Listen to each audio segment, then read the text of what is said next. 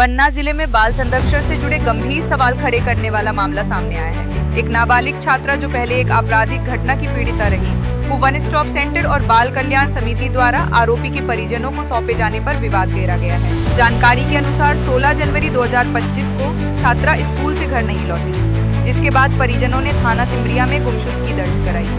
लगभग एक माह बाद 17 फरवरी को पुलिस ने उसे हरियाणा के गुरुग्राम से सुरक्षित बरामद किया और संबंधित कानूनों के तहत मामला दर्ज किया।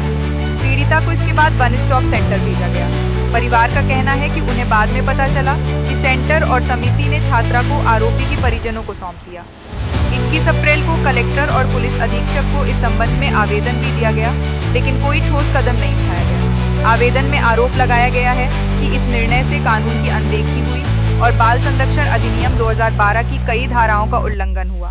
पीड़िता के साथ बाद में हुई एक अन्य घटना की रिपोर्ट छतरपुर जिले में दर्ज की गई है। अनुसूचित जाति संगठनों और सामाजिक कार्यकर्ताओं ने इस मामले की न्यायिक जांच, दोषियों पर कार्रवाई और समिति के जिम्मेदार सदस्यों को पद से हटाने की मांग की है। ये मामला अब स्थानीय प्रशासन और कानून व्यवस्था पर गहन बहस का कारण बन गया है।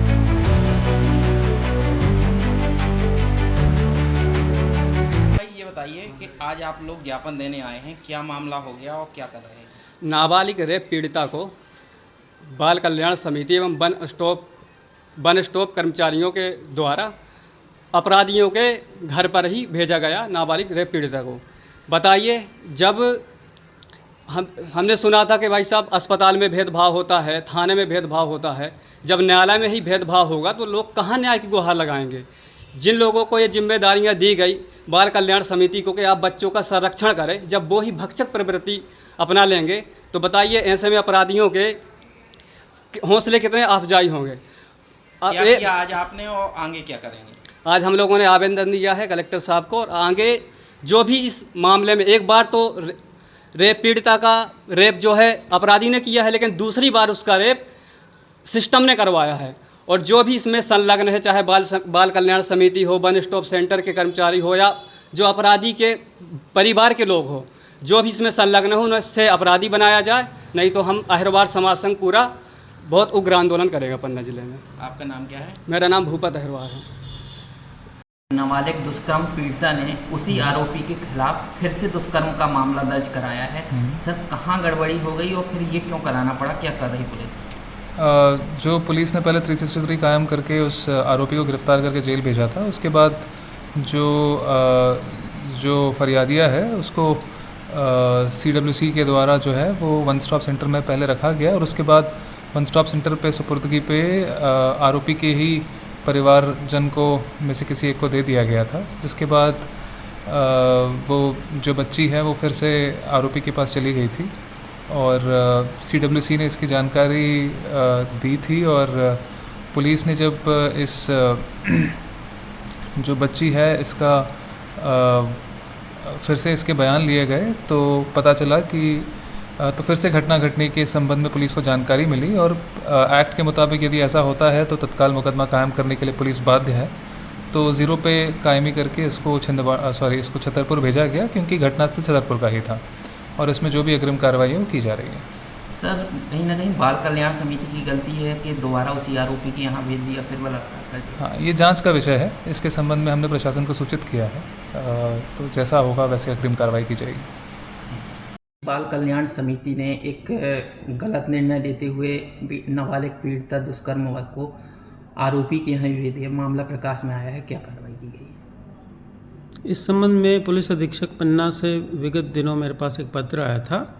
जैसा आप कह रहे हैं कि समिति ने आदेशित करके आरोपी के पक्ष में ही भेजने का आदेश किया है। तो जैसे ही मेरे संज्ञान में आया था, इसके बारे में जो अधिनियम और नियम हैं उनमें ये प्रावधान है कि जिला मजिस्ट्रेट बाल कल्याण समिति को ये ध्यान उसका आकृष्ट कर सकता है कि आपके आदेश में संशोधन अपेक्षित हो तो वो करें। तो तदनुसार ही मेरे द्वारा तत्समय ही बाल कल्याण समिति के अध्यक्ष को पत्र से सूचित कर दिया गया था कि आपके आदेश में जो त्रुटि परिलक्षित प्रथम दृष्टया है उसको संशोधित करते हुए ठीक करें। Thank you.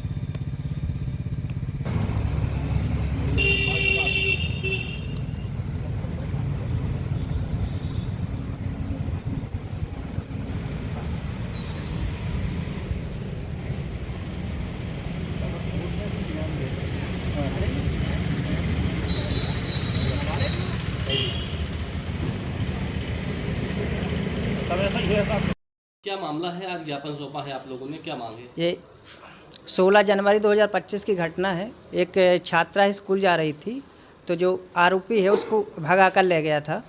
तो कोई कार्रवाई नहीं हुई उसके साथ में। फिर 1 महीने बाद उसकी FIR हुई। इसके बाद जो आरोपी को पीड़िता के साथ पाया गया हरियाणा के गुरुग्राम में।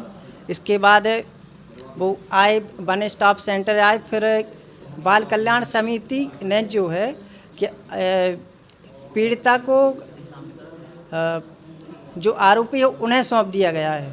ये जो घटना है बहुत ही निंदनीय है। और क्या मांग है आपकी? हमारी मांग है कि इसमें जो बाल कल्याण समिति है इनके द्वारा जो किया गया है घटना, कि उन्हें सुपुर्द किया गया है जो आरोपी के ओर से, उनके विरुद्ध कार्रवाई की जाए। क्या नाम है आपका? कैलाश कुमार अहरवार।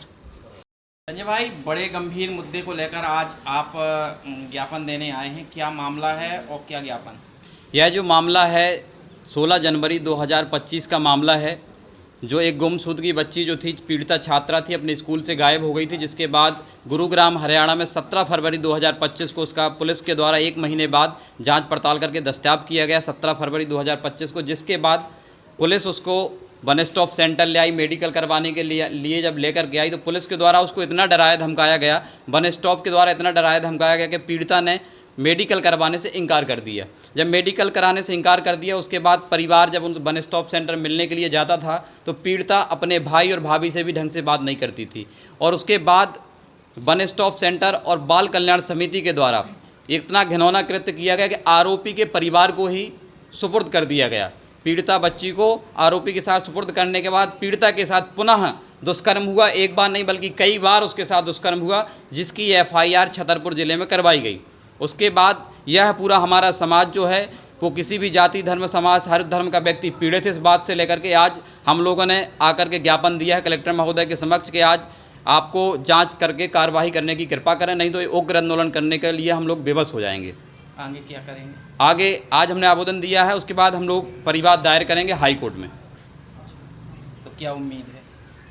उम्मीद है कि हमें कलेक्टर महोदय जांच करके न्याय देने की कृपा करेंगे। नहीं तो हाईकोर्ट दोषियों को पदमुक्त कर उन पर कार्रवाई करेंगे, FIR करवाएंगे। नहीं तो हाईकोर्ट जाएंगे? हाई कोर्ट जाएंगे। आपका नाम क्या है? संजय अहरवार।